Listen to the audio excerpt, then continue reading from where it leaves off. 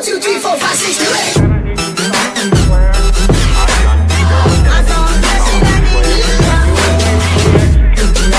President of the United States. And I will faithfully execute the office of President of the United States. And will, to the best of your ability, And will, to the best of my ability, preserve, protect, and defend the Constitution of the United States. preserve, protect, and defend the Constitution of the United States. So help you God. So help me God.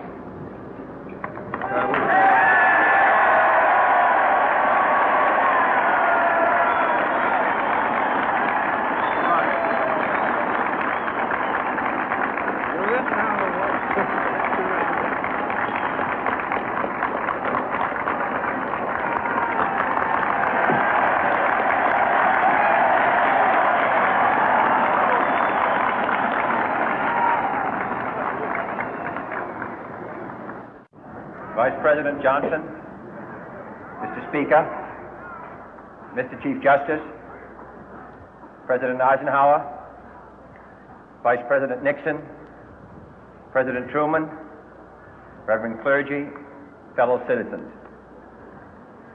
We observe today not a victory of party, but a celebration of freedom, symbolizing an end as well as a beginning, signifying renewal as well as change. For I have sworn before you and Almighty God the same solemn oath our forebears prescribed nearly a century and 3/4 ago. The world is very different now, for man holds in his mortal hands the power to abolish all forms of human poverty and all forms of human life. And yet the same revolutionary beliefs for which our forebears fought are still at issue around the globe. The belief that the rights of man come not from the generosity of the state, but from the hand of God. We dare not forget today that we are the heirs of that first revolution. Let the word go forth from this time and place to friend and foe alike that the torch has been passed to a new generation of Americans born in this century, tempered by war, disciplined by a hard and bitter peace, proud of our ancient heritage, and unwilling to witness or permit the slow undoing of those human rights to which this nation has always been committed and to which we are committed today at home and around the world.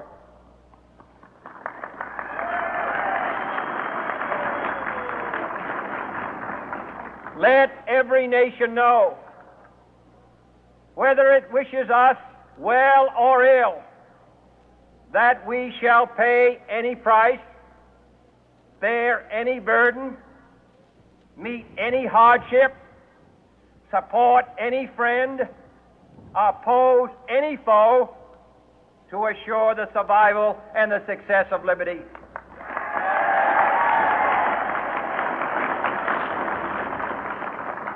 This much we pledge and more. To those old allies whose cultural and spiritual origins we share, we pledge the loyalty of faithful friends. United, there is little we cannot do in a host of cooperative ventures. Divided, there is little we can do, for we dare not meet a powerful challenge at odds and split asunder. To those new states whom we welcome to the ranks of the free, we pledge our word that one form of colonial control shall not have passed away merely to be replaced by a far more iron tyranny. We shall not always expect to find them supporting our view, but we shall always hope to find them strongly supporting their own freedom, and to remember that in the past, those who foolishly sought power by riding the back of the tiger ended up inside.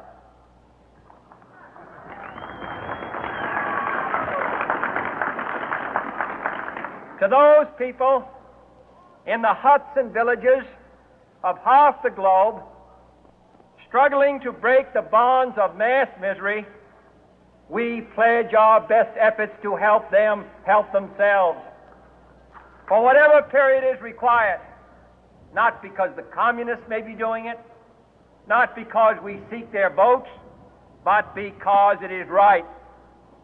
If a free society cannot help the many who are poor, it cannot save the few who are rich.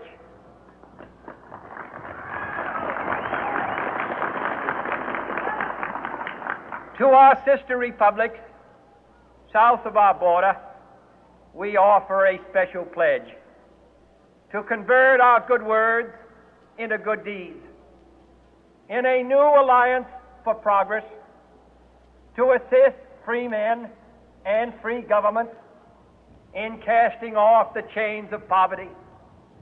But this peaceful revolution of hope cannot become the prey of hostile powers.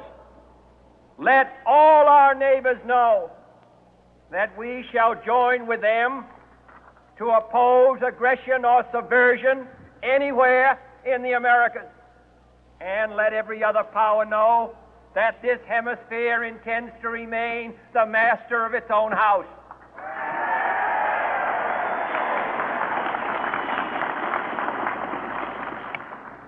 To that world assembly of sovereign states, the United Nations, our last best hope, in an age where the instruments of war have far outpaced the instruments of peace, we renew our pledge of support to prevent it from becoming merely a forum for invective, to strengthen its shield of the new and the weak, and to enlarge the area in which its writ may run. Finally, to those nations who would make themselves our adversary, we offer not a pledge, but a request that both sides begin anew the quest for peace. Before the dark powers of destruction, unleashed by science, engulf all humanity in planned or accidental self-destruction, we dare not tempt them with weakness, for only when our arms are sufficient beyond doubt can we be certain beyond doubt that they will never be employed. But neither can two great and powerful groups of nations take comfort from our present course, both sides overburdened by the cost of modern weapons, both rightly alarmed by the steady spread of the deadly atom, yet both racing to alter that uncertain balance of terror that stays the hand of mankind's final war. So let us begin anew, remembering on both sides that civility is not a sign of weakness, and sincerity is always subject to proof. Let us never negotiate out of fear, but let us never fear to negotiate.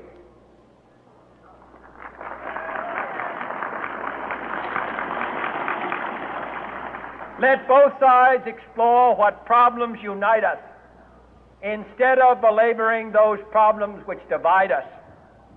Let both sides, for the first time, formulate serious and precise proposals for the inspection and control of arms, and bring the absolute power to destroy other nations under the absolute control of all nations.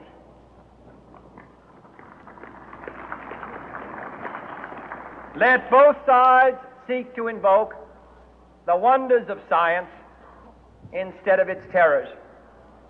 Together, let us explore the stars, conquer the deserts, eradicate disease, tap the ocean depth, and encourage the arts and commerce. Let both sides unite to heed in all corners of the earth the command of Isaiah to undo the heavy burden and let the oppressed go free. And if a beachhead of cooperation may push back the jungle of suspicion, let both sides join in creating a new endeavor, not a new balance of power, but a new world of law, where the strong are just and the weak secure and the peace preserved. All this will not be finished in the first 100 days, nor will it be finished in the first 1,000 days, nor in the life of this administration, nor even perhaps in our lifetime on this planet. But let us begin.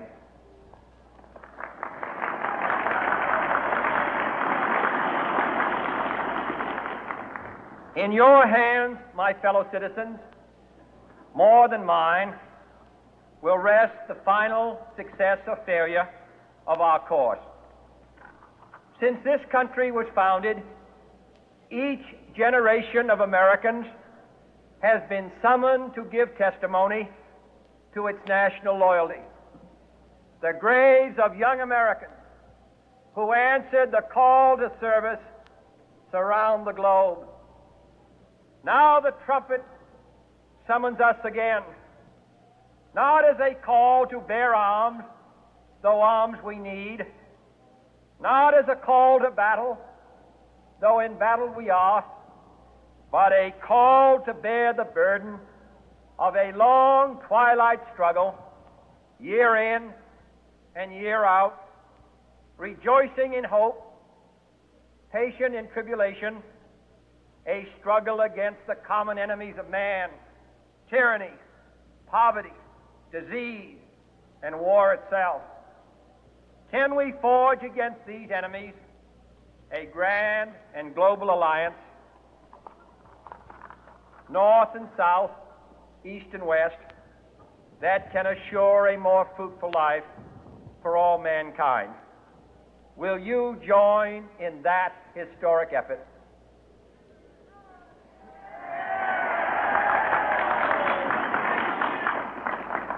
In the long history of the world, only a few generations have been granted the role of defending freedom in its hour of maximum danger. I do not shrink from this responsibility. I welcome it.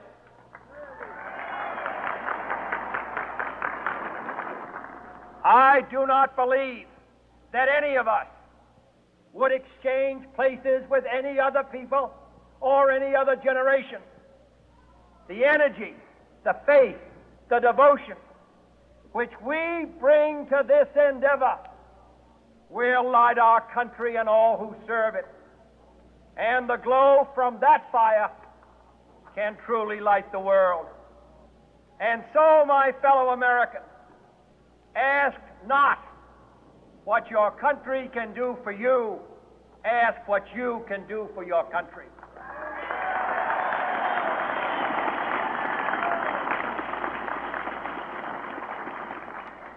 My fellow citizens of the world, ask not what America will do for you, but what together we can do for the freedom of man.